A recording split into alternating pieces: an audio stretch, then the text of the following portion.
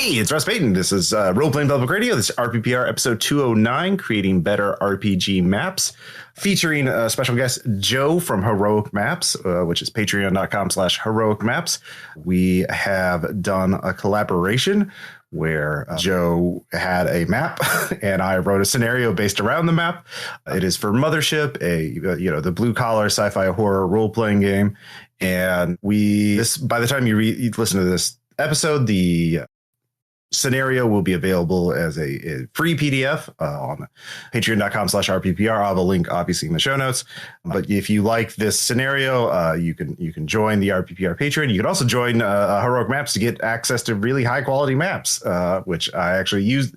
The maps were very useful when I ran it. There will be an actual play of this scenario that will have video because I used a virtual tabletop, Owlbear Rodeo, and I recorded the video so you can watch it on YouTube. Of course, you can listen to the audio only. That'll be fine. But the scenario involves a lot of movement on I'm in this room. What's going on here? Well, you don't know what's happening in the other section of the map. And so that was a lot of fun and really enhanced it. And so Joe, please introduce yourself to the RPPR audience.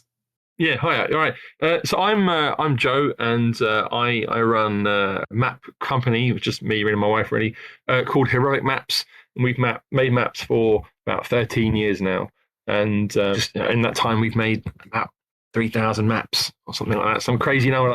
We do sci-fi maps, fantasy maps, post-apocalyptic maps, a huge variety of things. And and it's so cool that it's our full-time thing, full-time job. So how did that get started? On your Patreon page, you say you really started working on this in 2013. Is that right? Yeah, it was actually it was sort of spun out of Hero Quest, the sort of classic dungeon crawling game from the 80s. And so we had picked up a copy of Hero Quest. We obviously had it as kids, but bought a copy of it on eBay about 13 years ago. I thought I would just play that, a bit of nostalgia kick. And we played all the scenarios, and it was brilliant fun, really great, and everything. And then we're like, well, we've run out of the scenarios now. We need to do some more ones. So I had the idea, first of all, of making extension maps, making new things out of polystyrene, but they were a bit crappy and hard to store and messy and things. So my wife said to me, why don't you just make some more dungeon maps in Photoshop and print them off and use those. So I did that. I made some sort of expansion Hero Quest map boards and things. Put them on RPG as if we sell a couple, we sell a couple. And people like them, and it sort of ended up becoming a thing I was regularly adding to Drive-Thru, more and more maps onto Drive-Thru, and then it just sort of became my job. Oh yeah, I mean, you started right around when 5th Ed came out, and there's sort of the rise of virtual tabletops sort of coincided. So that was pretty fortuitous, and so that was sort of the first sort of RPG product you ever made, or yeah, we did about four or five maps that were very much Hero Quest expansion boards. So if you can picture the Hero Quest board, you've got all these rooms with these no doors marked on them, and no furniture. They're very much a blank canvas of generic boxy dungeon rooms. So our first maps were like that. They were essentially Hero Quest expansions. And then people who used them said, I've used these to play 5e. Could you add doors to it? Because, that's useful in 5e. And then we sort of started to make things that were more useful directly for RPG. So we sort of shifted away from the Hero Quest area. I mean, our name Heroic Maps comes from Hero Quest aspects of it. And we sort of then started to gauge what people wanted in their D&D maps, because we didn't really play much D&D ourselves. And so it was like, okay, well, what do people actually use these maps for? How are they going to use them? What are they using them for? And then that helped shape the the direction once we sort of moved away from doing these default hero quest things. Of course, Patreon started up as a company not too long after that. I think Patreon started around 2014, 2015. Were you an early adopter of that, or did you? Yeah, we started our Patreon. Our Patreon started in. I've lost. Do you know what? Time goes quick. I think we've done the Patreon for about 9 years or something now. 9-10 years. It feels like forever.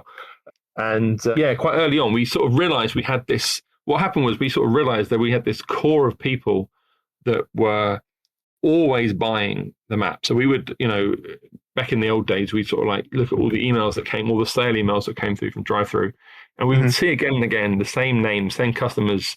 Every time we released a new map, this core body of people were buying these maps. So we knew there was this like very loyal fan base of people who really enjoyed our things. And so our idea for the Patreon was, well, let's have something which essentially gives these people a super high value way of getting lots of our maps in a month. So it was originally, the sort of idea originally was like a sort of map of the month club where there was a map and there'd be variants and things and you get that map for cheap. And as we got more and more patrons sign up for things, we had essentially stretch goals for the Patreon and added things like a sci-fi map and a mega dungeon multi-level sort of map and it sort of grew into what it is now, which is about 9 to 12 maps a month. I think it works out as, which is a fair number. Yeah, that's a lot of map making. Given that this is your full-time job and you've been working at this for years, you probably have a lot of thoughts on what makes a good RPG map and how to make those kind of maps. Now, when I think of RPG maps, there's obviously several types of maps. There's world or campaign setting maps, the big continents and countries and that kind of thing. Then there's hex crawl maps, which are like, here's, a large outdoor area that, will take you a long time to traverse and you might encounter things along the way. Then, of course, there's dungeon maps, which are, more like, or building floor plan kind of. And then there's battle maps, which are the smallest ones, but the most detailed because that's where your guys are going to be moving and flanking and all that. So am I missing any types of maps or are those? No, I think that's really quite a fair assessment of the sort of broadest types. Okay. Why don't we talk about each? So with your Patreon, do you focus on any particular type? I mean, is it more dungeon and battle maps or do you? Yeah, so we are, our main focus is battle map and large dungeon scale map. So it's the exploration of a finite structure sort of level.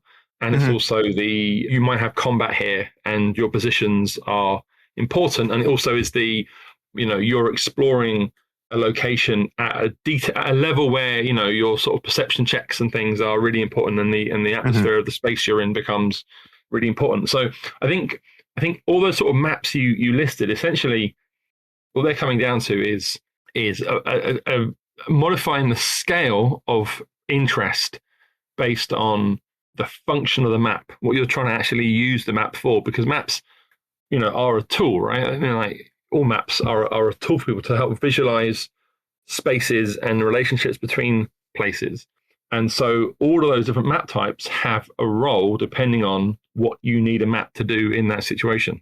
So yeah, we'll focus on dungeon and battle maps because that's obviously your primary focus, and world and campaign setting maps are more, in my experience. World campaign settings are more like big picture, like you could just do a couple squiggles on a thing, and even like maps, the sort of hex crawl maps are in those sort of ones. Essentially, they are here are the main points of interest in this large area, and it sort of sets the vibe of the area and things. But you're not really stressed about. If a map shows, there's a hamlet in this place, you don't really care what the hamlet looks like street level wise. You're not interested, is there a food stall outside that tavern or not? Because that's abstracted. It's a hamlet, it's whatever it is, right? It's so important that's there. When you get a battle map scale, that's when it matters how the stall looks, how those things look, because your players are going to be interacting with it as if they were a person on that map. And so therefore, those things do matter now. Yeah, yeah. Are you going to take cover behind the food stall? Exactly. Are you going Yeah. to, set it on fire? Yeah, but you got two options, right? You can either take cover behind it or just burn it. I mean, yeah, what else exactly. would you do with a market stall? You wouldn't trade. Yeah. I mean, unless there's cars, then you could drive through it. But if a car chase thing. So now that you've done all these dungeon and battle maps, like let's talk about dungeon maps first, because that's obviously, I think most people, when you say RPG map as a term, people think of a dungeon more than anything else. So what makes a good dungeon map to you? I think dungeon map. If you strip away the fanciness of nice artwork and those sort of things and stuff, I think it needs to be that it needs to be interesting to actually explore. It needs to be a place that your players can actually have a sense of adventure and exploration with it, and actually navigate around it with some interest to it. I think as well, it needs to be believable in a fantasy way. So obviously it's a fantasy setting, right?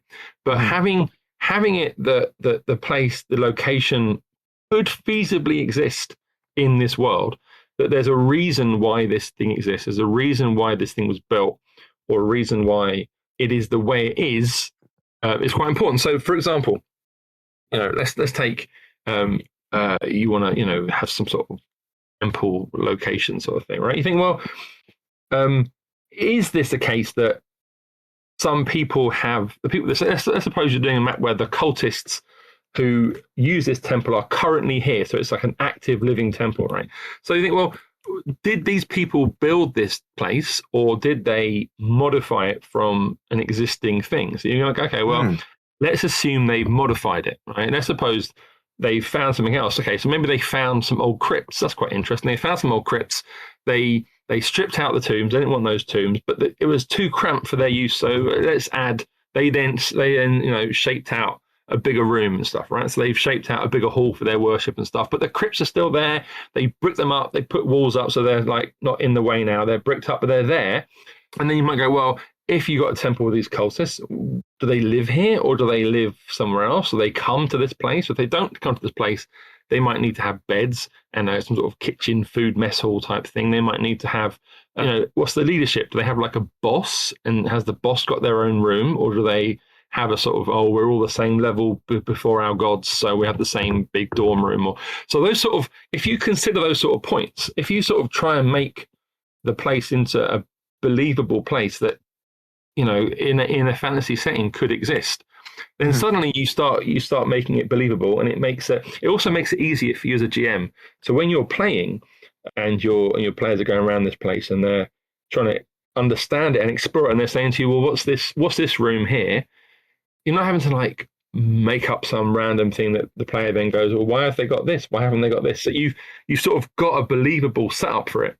And it also makes, for the player as well, it makes it easier for them to engage with it. If they sort of know, if you say, oh yeah, look, the signs indicate this used to be an old crypt, and you can see where they bricked up the old catacombs and things, that gives the players ideas. They go, well, maybe let's break through those. Maybe there's a secret way. If we break through that brick wall, we might get round to the other room sort of thing. And it just helps them engage more if it's like a story that is told by the location.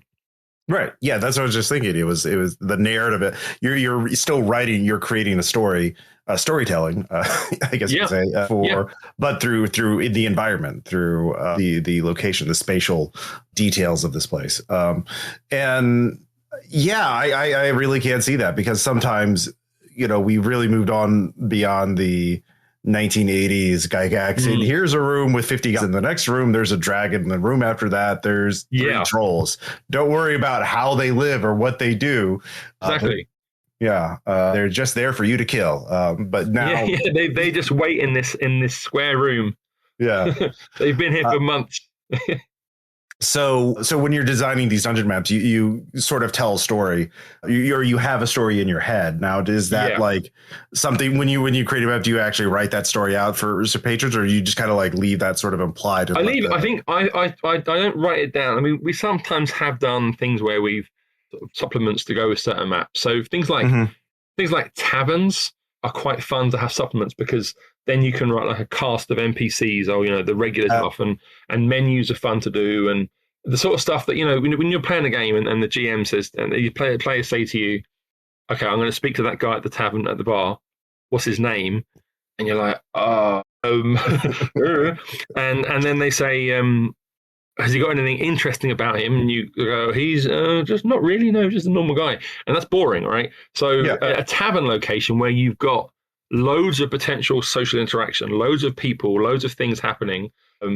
We sort of did find that it was quite helpful to give people, for some of our things, some of our tavern maps, a little, 3-4 page guide to this place to sort of like, flag some inspiration people.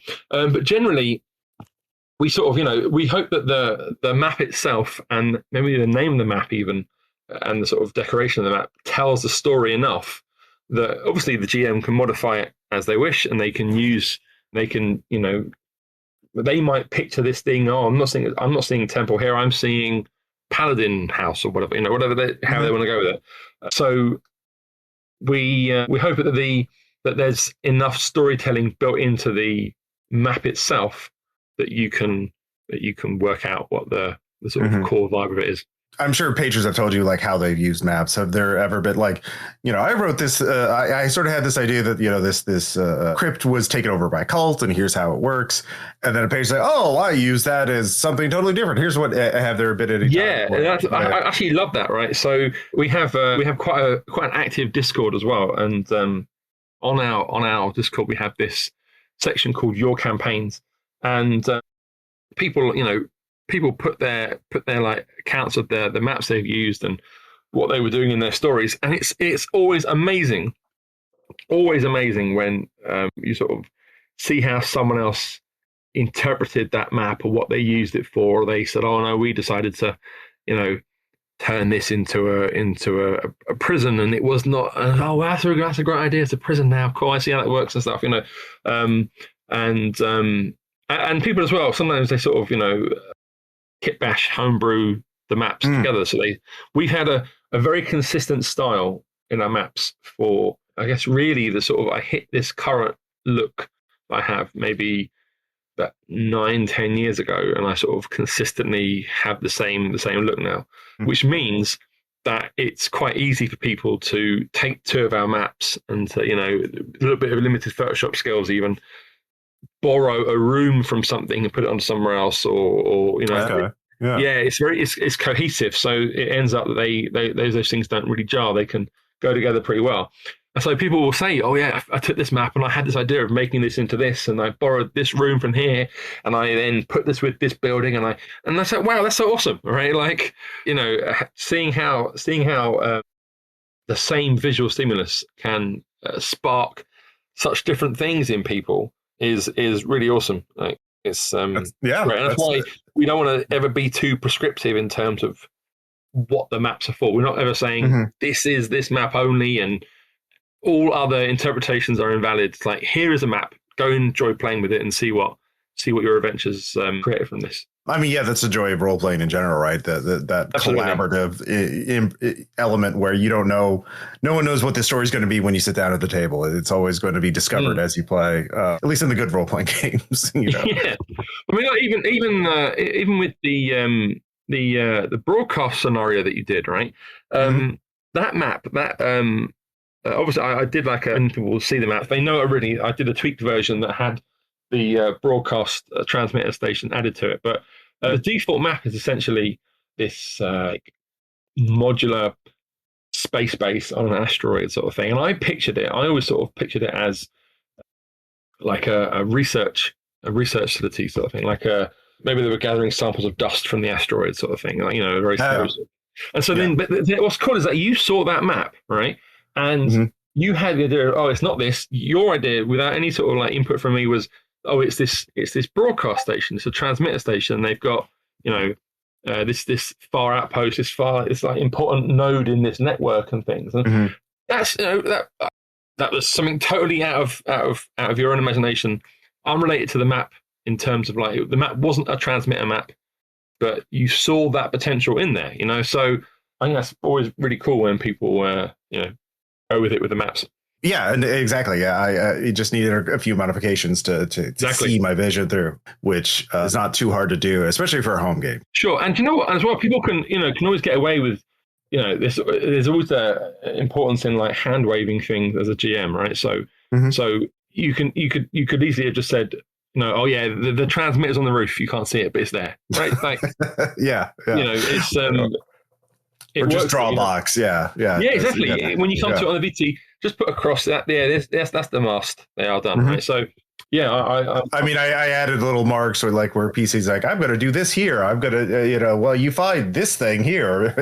This NPC is now a corpse, and like they're there. Yeah, little notes like that.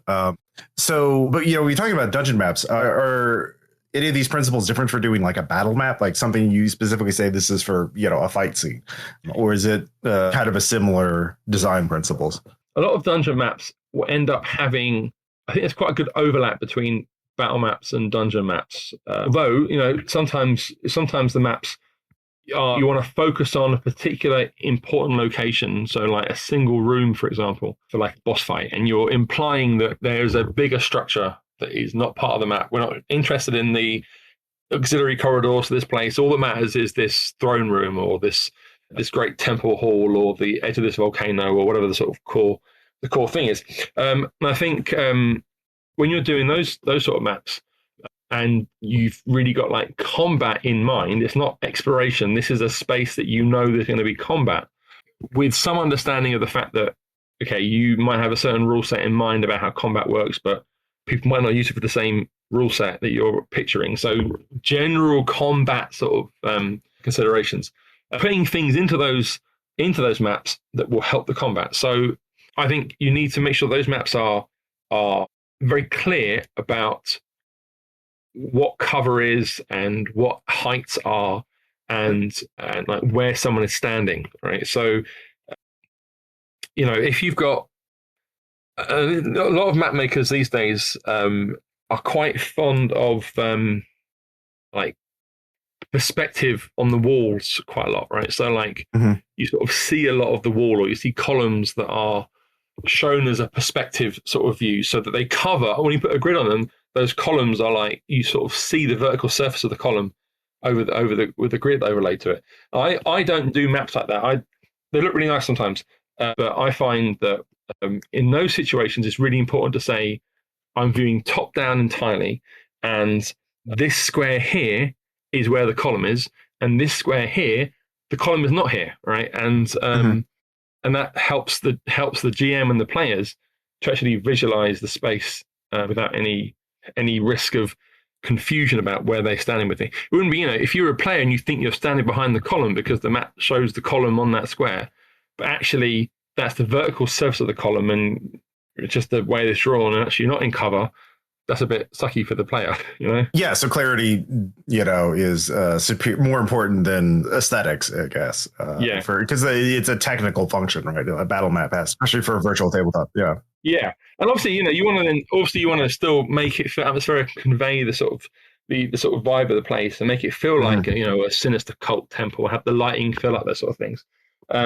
But it needs to be. If you're making it with combat in mind, it needs to read well and clearly, so that when someone's looking at it, potentially from a few feet away, because they're sitting at a table, that everyone can see and understand what the space is like in terms of verticality and cover and those sort of things. So you mentioned like other RPG map makers. Are there any kind of mistakes you see a lot, or that maybe irk you more than others when looking at other RPG maps? Well, I'm not going to get into the AI discussion because I think all the AI maps are shit. Everyone's on one side or the other. You're not going to change anyone's mind. No, exactly. But I think for me, what I find, I like maps to be. I sort of view maps as a pure top-down cross-section kind of appearance. So imagine you had, you were viewing a dungeon from exactly 90 degrees above it, and you had like this mega super powerful laser that was about 5 foot up, parallel to the ground, and it swept through and cut away all the walls and all the columns and everything exactly at 5 foot up from the ground. and then you removed, in this godlike way, remove the upper layer, and you're looking down like that, right? So that's how I do the maps. I visualize them as having been sliced across parallel with the floor, so about 5 foot up.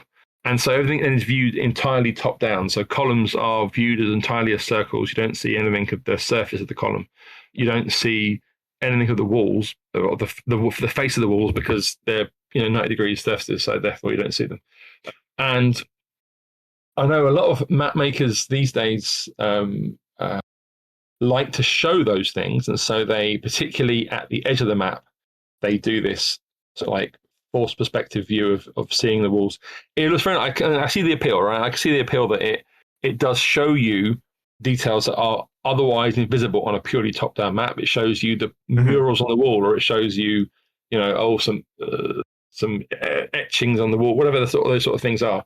I think that's fine, as long as it's very clear that those areas are like now not in play in terms of where you would put minis, because those if you apply a grid then without any thought to where those things are, that's when it starts to become an issue. I think when you've got a grid overlaid onto those things, and it's like, well, this isn't actually the same. The grid no longer applies as a mathematical grid if it's now applied to a wall which is vertical, but it's being treated as if it's a flat surface. So yeah, I can see that. You clearly Yeah. The isometric maps I do can be very pretty or very interesting. But yeah, I can see, especially if you're playing on a virtual tabletop, the not necessarily as useful. So in terms of, I imagine most of your maps are designed and used primarily by virtual tabletop players. Do other players like print them out and use them at their game tables too? Yeah, it has changed in terms of sort of the ratio. So when we first started, VTTs were in their earlier days, like it was pre-Foundry and it was pre-Fantasy Grounds, really, and Roll20 was like a baby. Basically everyone printed the maps off. So we didn't, our first like file types were always either full JPEGs for like for poster printing at like a stationery shop, or they were chopped up PDFs for like home printing, so you could print them on a small regular printer. And then over time, after about a year or so, people started saying, "Oh, I use the VTT, and could you do VTT versions of these things?" So we started to make VTT versions of these files as well. And then the massive change was when all the COVID stuff in 2020 and all the lockdowns, and everyone was now playing remotely. All the sort of like in-person games stopped. Everyone was playing remotely, and the sort of demand for VTT things jumped massively, spiked huge, and at the same sort of time, Foundry was really getting going with things, and Roll20 started to sort of play catch up with some of those features and things. And I think now, like 70% of our players are, solely VTT players. People do sort of mix, so depending on the group or the sort of time. People still do print the maps off. We still have people asking for help with printing things, or they show pictures of the things printed. So we still provide them, even though, if like 500 people download the map, only like 6 of them might print it, right? But we still give the all the formats so that it's there if you need it. Well, I'm glad to see that you're supporting all formats. I know I used to do that too, print out maps and lay them out on the table. That was fun. Are there any upcoming projects or map that you're looking forward to release to patrons? What we're doing right now, which is quite fun, is I'm using, for one of the maps we release each month, I'm using the official D&D calendar, the 2026 calendar, and each month I'm taking the illustration for that image and I'm using it as inspiration for one of the maps the patrons get.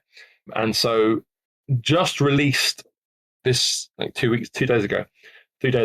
This month's one was a picture of a gelatinous cube, the sort of default 5e artwork of the cube.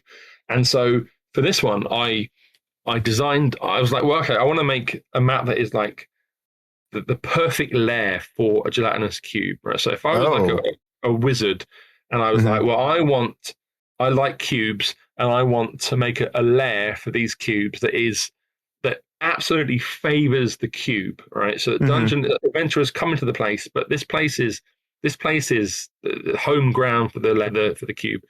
What would it be like? So I was like, well, it needs to have, the size of the corridor should basically just be the size of the cube, right? So it's a 10 by 10. All the corridors are 10 by 10. So the cube fills the space as it goes around.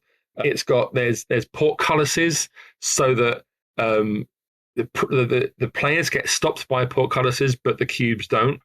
So you get these little dead end bits. I've designed bits where there's like branching corridors with dead ends that you don't know are dead ends until the safe junction is gone, right? So you have gone deeper into it, and by the time you turn that corner and realize it's a dead end, the way back is blocked by a cube, right? So that was really good fun, right? It was really fun to do that, and I did some variants of those as well. So I asked my youngest daughter, I said, how would you modify the cube into a new sort of types of cube?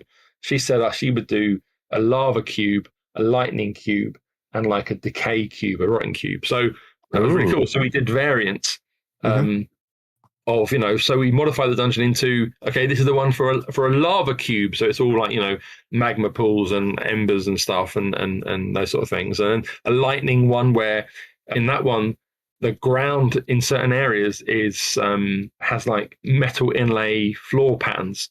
And if you are in those corridors, the cube will electrify the whole corridor when it comes into that corridor. Oh. So like that was, that sort of cool stuff. So it was good fun with that. But next month, if I look at the calendar, which I happen to have conveniently here, next month is, Mimics. So, it's Mimics. So I'm going to be doing a dungeon which is a mimic itself. So it's like a mimic dungeon. So it's a mimic, but it has loads of things which are also mimics as well. So mimics everywhere. It should be good fun. Could be a treasure chest factory, just exactly. So like loads of great stuff, right? Oh look, what's nice in the picture and the artwork that on the calendar is it shows this. If you look online for Mimic on 5e's websites and stuff, you'll see the artwork for this. Essentially, it's this adventure coming to this room, and as the chest is a mimic, but I think there's like a shield on the pile of treasure as a mimic as well, and the dagger is a mimic, and there's like a bottle which is a mimic, and a knife a mimic, and there's about 9 mimics in the picture, right?